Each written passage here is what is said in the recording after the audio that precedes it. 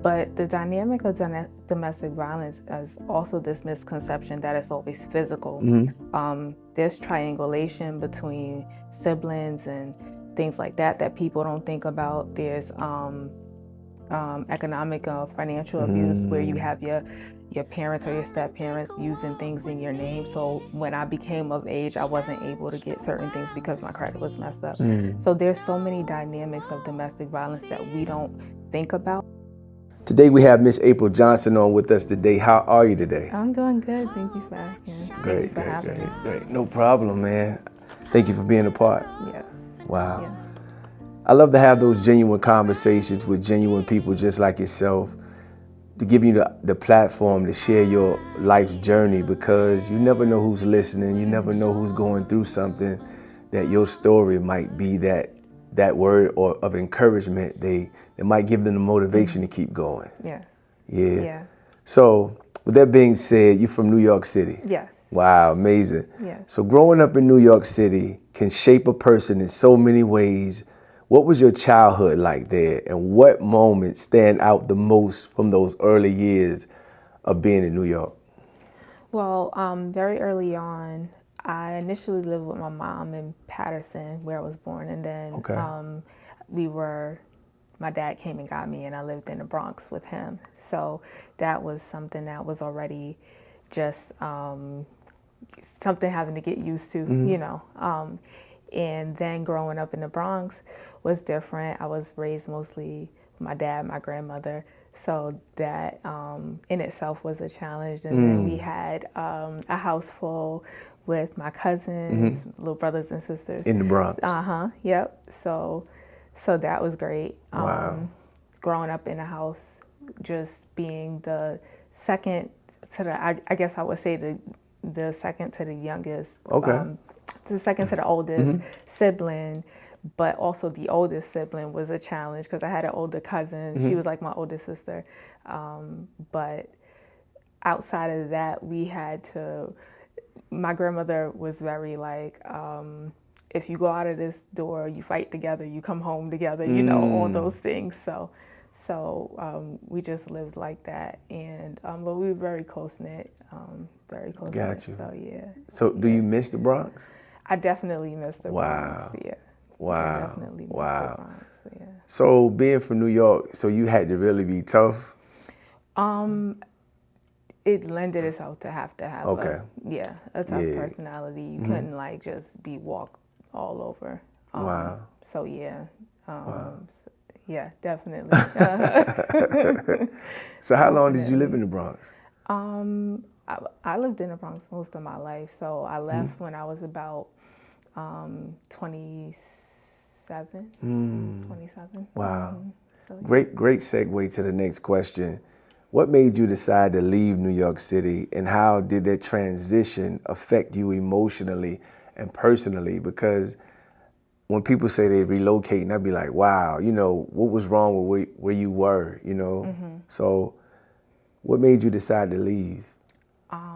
growing up, it was just a very toxic environment. Like my family just didn't know how to communicate well. You know what I mean? And so it was just constant like fighting and violence, and no one really knew how to talk to each other. So that was something that dynamic I just grew up in all the time. And then I had my son, my first son, very early, and I think for me, I wanted to do things differently initially when I had him. And then having my second son, I was just like, this isn't what I want him to grow up in. Both, you know, either one of them. Right. So I made the decision then to just relocate.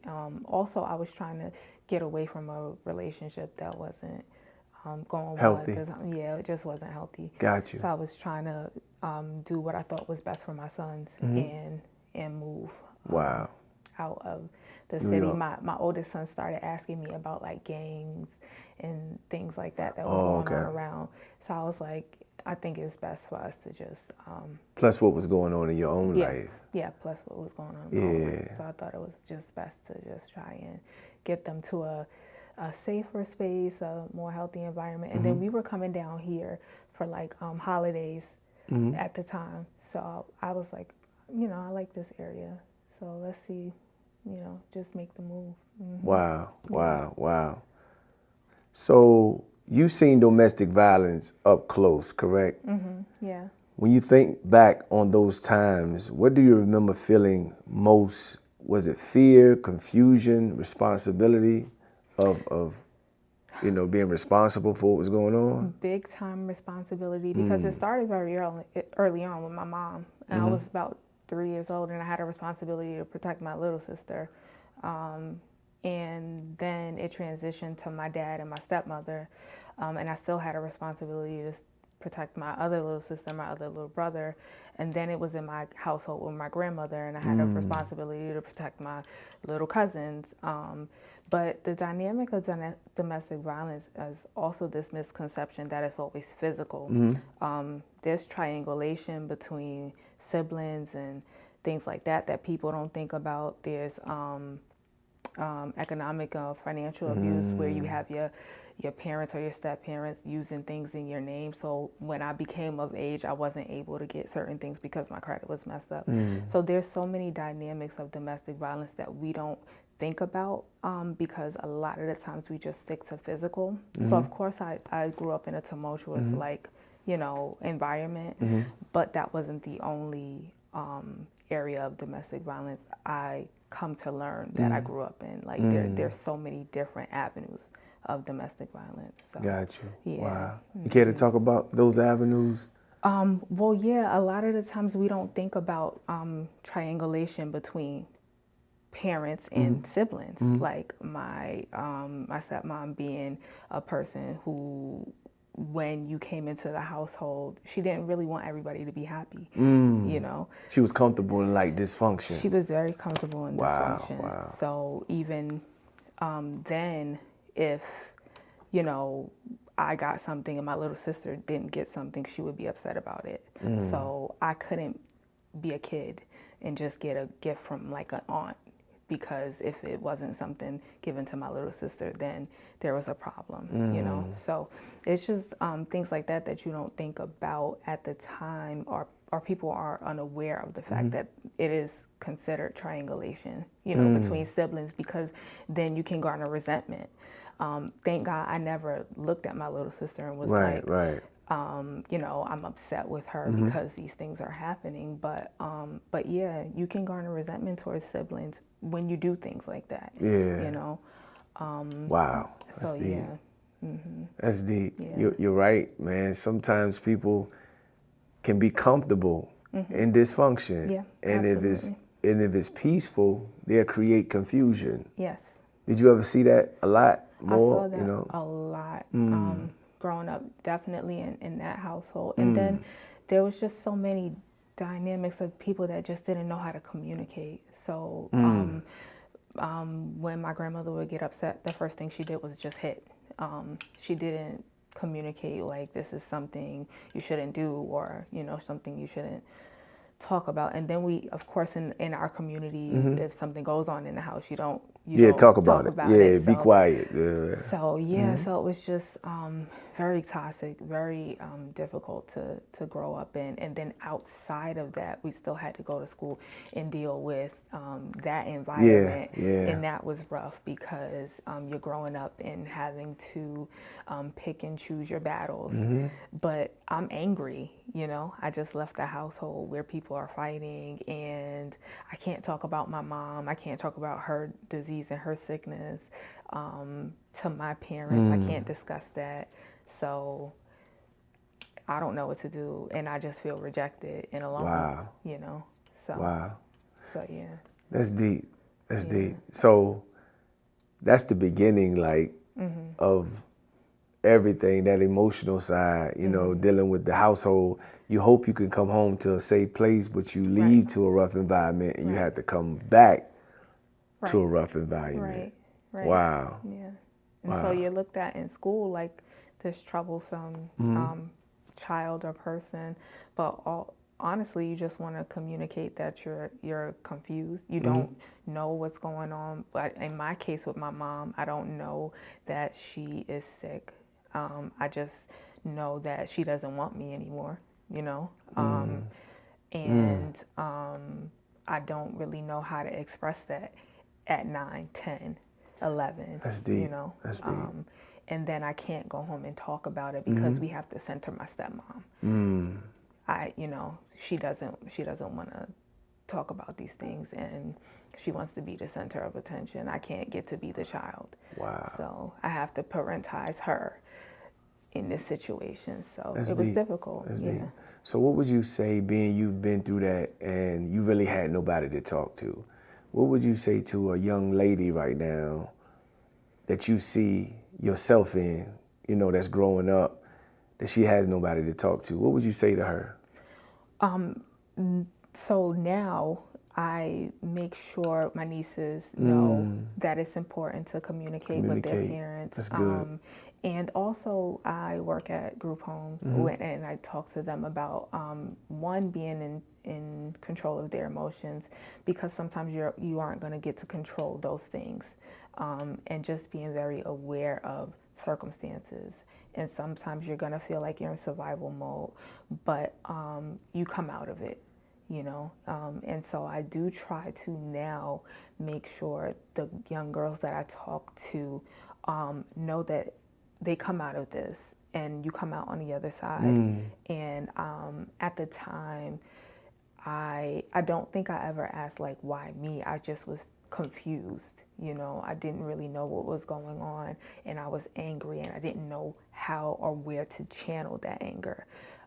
And so now my goal with these young girls is to express to them where to channel this anger. Yeah. Wow. Yeah. Wow. We spoke about your mother recently, that she dealt with schizophrenia, correct? Yes. Watching your mother struggle with that is something many people never talk about publicly. What was it like navigating her illness as a child or a teenager? Like, how did you get through knowing that you don't know who you're getting from day to day? So it was difficult, right? One, that was exactly that. Like, I don't know who's going to show up.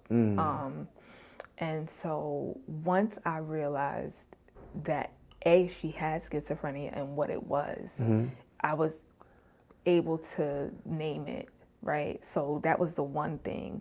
I was glad I finally got a better grasp on, like, what the diagnosis was, because at first my dad wasn't really willing to talk to me about it. He just kept saying she was sick. I didn't know what that meant. You know what I mean? So once I got a name for it, I was able to get more information, you know, better understanding of like what the mental illness was. That's deep. And how that, you know, affected her. And then having to navigate that was difficult in itself, because there were times when I went to visit her and she was talking about things coming out the wall, or you know, the FBI being in her phone, and stuff that we know is not happening at the moment. But I'm trying to just get to understand what's going on in her brain at the moment. And so I didn't judge her. I just began to, like, take time with her, talk to case managers and things like that, understand, like, what exactly she needs. And then my mom went back and forth with when she wanted to take her medicine and then not. So I would get two very different versions of my mom when she was on her medication and when she wasn't. So that was all my life, you know. But yeah, she showed up very differently when she was on her medication and when she wasn't. So yeah. You're a very strong Yeah. individual. Thank you. Despite what you went through. And I know sometimes it may still have an effect on you, but the mere fact that you're still here says a lot about who you are. Thank you. As a person. I think we have a right to choose. You know, we learn when we go through, like, peer group, like, people have a right to fail. So that was another thing I had to, like, come to terms with my mom, because I used to be upset that she didn't take her medication. But she had a right to fail, right? Right She to had, fail. yes, Wow. she had a right to fail, and I had to be okay with that. But I also, in that, had a right to thrive, that right to survive, and right to be okay. And so we have right to choose. Would you call that breaking the cycle? I You had would, a choice? I would hope to. Yeah. Because Yeah. at first, I was like, man, trying to be that person is difficult, right? Because it's a lot that lends itself to be this cycle breaker. You know what I Yeah, mean? yeah. Man, that comes with a lot. But then it's like once you get some grasp on it, you understand scientifically what this entails, spiritually what this entails. It's like, okay, I can do this. I can do it. Yeah, I Yeah. can do this. Every day is a choice to Every get day is up. a choice. Yeah. Yeah. Amazing. Yeah. Amazing. Yeah. Like I just said, despite everything you went through, you're still here today telling your story. What helped you to survive and stay hopeful even in the darkest moments? What's that one thing that I had kept you two hopeful? sons. I had two sons that I had to, at the very least, wake up for. You know what I mean? And there were times where I was like, I don't want to do this anymore. But I know we have a right to fail, but I just felt like I couldn't fail them. There was so many people that didn't show up for me. I just was like, I'm just not gonna do that to them. You know what I mean? And then once I started being like, I'm gonna show up for them, then it just became, I'm gonna show up for myself, you know? And then I started to do that.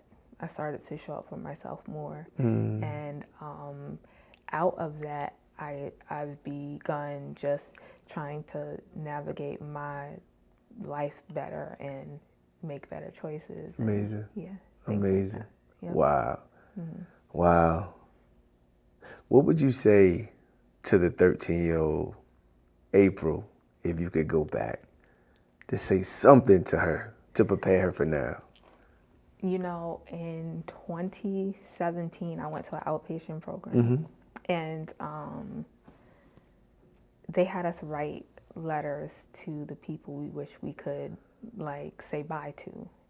And I had written a letter to my younger self then, but it was more along the lines of like, you deserve to be protected, you deserve to be accounted for, and things like that. I think now the thing that I would say to that 13-year-old girl is just like, look at like where we are, look at what we've become, and also like you didn't think that you would be here. And I'm so excited about like what's to come, like what's in that 13-year-old's future. And so yeah, for her, I think sky's the limit. Yeah, you know what I mean? Yeah. And she didn't know that. You know what I mean? At that moment, yeah. She didn't know that. That's deep. Yeah. That's hopeful. Yeah. To a young lady Yeah. that may be in a dark space. Yeah. You know, to look at you now where you are. Yeah. Yeah, you can make it. Yeah, absolutely. I love it. Absolutely. I love it. When you look at who you are now, the woman sitting here today, what part of your journey are you most proud of? And what message do you hope others in similar situations hear from your story? I think once we make the choice to remove ourselves from the situations that harm us, we can thrive. Because sometimes we continue to break our own hearts, and people may have. Explain that. Because there's That's profound. signs. Yeah, there's signs that like a situation may not be safe or good for us, and then we are like, well, we might be able to change this person, or we might be able to do a thing to navigate this situation differently, but it's really for our own need, right? It's our own need, our own rejection, our own abandonment that we haven't dealt with. And if we go back and we pinpoint that and we actually do the work to deal with that, then we wouldn't find ourselves in those positions. And it's not easy. Mm-hmm. Like, it was like 8 years of work that I had to do. And I had to call it a thing. I had to be like, that little feeling I got when things wouldn't work out or somebody would leave. No, that's not me needing to call them back. That's just that rejection from when I was little. Ooh, You know what I mean? That's just good. That's so good. rejection from not having what I needed from daddy or mommy or whatever. And I have to sit in that. I have to deal with it. Don't go. Don't go. Yeah. No. That's that place from when you you was gotta young. go to that place, right? And you gotta work on contributing to whatever that place needs or whatever that little girl needs. And it's not reaching back to the people that harm you. So it's not always easy, but you have to be accountable. You have to do the work. You have got to do the work. That is so deep. You have You got have to do sit the in work. that. Yeah, because that feeling means something. Yeah, that's I guess it's a void sometimes. It absolutely is, and it means something. And you just have to figure out what that is. I had to navigate what that feeling meant for me. I now know, even to this day, if that starts to happen, what that means. And I'm just like, no, this is something I gotta sit in for the moment. You know what I mean? Right. It doesn't mean to reach back to something that's not safe for me or is causing me harm. Yeah. I like that. It takes time because sometimes we think it's overnight that healing comes, but it's work. You know what I'm saying? It's work. And if we don't get that instant gratification, Right. it says it's not working. Right. So to say you put in that work every day, you wake up every day to tell yourself you can make it, lets us know that, keep going. Yeah. Yeah, you keep climbing, you'll reach the And it's peak. intentional. You have to be like very intentional about making sure you are your own priority. Right. Your safe space. Right. You know what I mean? Right. Yeah. We talked about domestic violence earlier. Like, that's a real thing today. You hear about it a lot, young ladies getting in these relationships. Right. And sometimes I believe we see those red flags, but we ignore those red flags. What would you say to a young lady, being you've experienced domestic violence? What would you say to a young lady right now to say, hey, what would you say? Do not ignore it because it can cost you everything. It can cost you everything, including your life. There were moments where I wasn't sure if I was going to survive. Wow. Because you get to that point, because either mentally you've had enough, or physically someone is going to harm you because it's escalating to that point.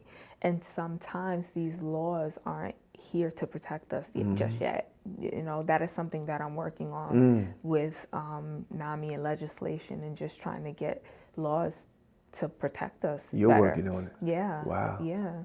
So, but the reality is we're not there yet. Right. So I would absolutely say, Steve, do not ignore those things. I know for myself, there was a time where I ignored it because the family dynamic that this person had was something that I wanted. So I ignored the red flags, That rejection piece again. Yeah, because the family dynamic was like, this is something that I have never had, and 10 years of my life was just something that I can never get back, something that I can never get back. Wow. So, yeah. So I wouldn't give that up for anything. Right. Yeah. Amazing. Again, man, you're an amazing person. So you say you're working on it. So talk about that. So I've been involved with NAMI. We go to like Advocacy Day and things like that because I advocate for mental health and domestic violence. So I'm just trying to work on things that will get some laws changed because we need it. Mental health, supportive housing, because if you, it's like Maslow's hierarchy. If you have your basic needs met, you probably won't make choices or poor choices. A lot of the times, like financial abuse is one of the highest, it affects the relationship. That's deep. So people stay Stay in in these there. relationships because they don't want to be harmed or financially Struggling. unstable or struggling, things like that. So a lot of the times, if we had supportive housing or affordable housing, things like that, we would be able to stay and stay on our own and things like that. So that's good. these are things that I'm trying to work on because we need more affordable housing. We need better laws where mental health is concerned, because there's an intersection between mental health and domestic violence that we don't talk about enough. Wow. Yeah. That's interesting. So if someone listening to this conversation right now who says, hey, I need help, how can they reach out? Well, people can find me on Facebook at April Lee Johnson, or can email me at a tailoredsolution831@gmail.com. Wow. Yep. There's a lot of people that reach out to me. I got a text on my way here. Someone was looking for housing, and I got a text yesterday about someone who is moving into their place on November 5th that I helped. So they were just telling me, and they were in a hotel for like 4 weeks, and their child's father pulled a gun to their head. So you're in between, somebody's calling and then somebody's getting help. Yeah. Getting helped. So so I was excited to hear from her. She's moving into her place on November 5th. Amazing. So got you. Well, December 5th, I'm sorry. Okay. But So all right. Real quick, what's next for you? Actually, I am working on I had an assessment done, and it shows how trauma affects the brain. So I am going to be working on writing about that. A book? Yeah. Let's go. Yeah. Let's go. I'm going to be working on writing about that because crisis intervention and crisis-informed care and things like that, where trauma is concerned, where domestic violence is concerned, where mental health is concerned, is important. So, and you would never know that someone just harassing you or stalking you can change the trajectory of your life and how your brain even functions. My nervous system will never be the same. So wow. Amazing conversation today. Yeah. I appreciate you even wanting to sit down with me to talk about it. Yeah, of course. Amazing. Thank you for having me. Absolutely. Absolutely. I look forward to the next one. This is not the last one. Yes. Appreciate you. Thank you so much. Thank you.